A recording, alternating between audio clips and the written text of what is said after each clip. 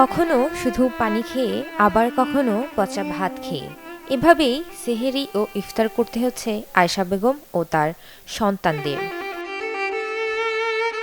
নোয়াখালীর সুবর্ণচর উপজেলার মোহাম্মদপুর ইউনিয়নের চরলক্ষ্মী গ্রামের একটি জরাজীর্ণ ঝুপড়ি ঘরে গিয়ে দেখা যায় এমন হৃদয় বিদারক চিত্র। প্রায় ২ বছর আগে দুর্ঘটনায় স্বামী আমির হোসেনকে হারান আয়েশা বেগম। পরিবারের একমাত্র উপার্জনক্ষম ব্যক্তির মৃত্যুতে চরম দুর্দশায় পড়ে যায় তার পরিবার। বাবাকে হারিয়ে এতিম হয়ে পড়ে তার ৩ সন্তান।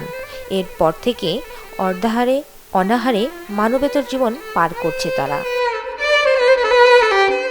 অভাব অনটনের কারণে কখনো শুধু পানি খেয়ে আবার কখনো পচা ভাত খেয়েই তাদের ইফতার ও সেহরি করতে হচ্ছে। বিদ্যুৎহীন ঘরে কুপি জ্বালিয়ে ছোট্ট চকিতে নীরবে বসে আছে তার ৩ সন্তান।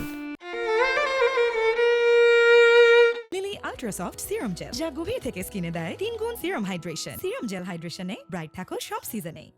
অনেক কষ্ট করে ইফতার করতেছি। অনেকজনে অনেক কিছু দিয়ে ইফতার করে। আমার বাচ্চারা আসি আমারা বলে, মা ওই বাড়ির ওই ছেলেরা বা বাবা নিয়ে কত হাঁস ফুর্তি করে, অনেক হাজুদুর বুয়ানের সুন্দর করে ইফতার করে। এই পেঁয়াজু বা অন্য কত কিছুর কথা বাচ্চারা বলে, বাচ্চার করে কোনো কিছু দিতে পারিনি।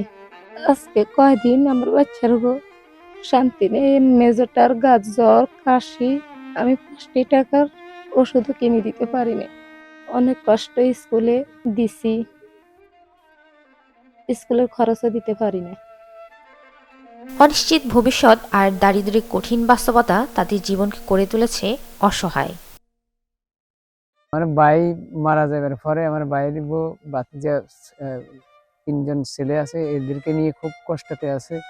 যে থাকার জন্য এই ঘরটাও ভাঙাচুরা, থাকতে খুব কষ্ট, অনেক কষ্টতে আছে। তার বাচ্চাগুলা বা তার ফ্যামিলি চলার মতো অবস্থা নাই। আমরা এলাকাবাসী মনে করি যে আপনাদের মাধ্যমে আমাদের জেলা প্রশাসক মহোদয় যদি তাদের জন্য একটা ঘর ব্যবস্থা করে দেন, তাহলে অন্তত এই এলাকার মানুষ খুশি হবে তার ফ্যামিলির জন্য।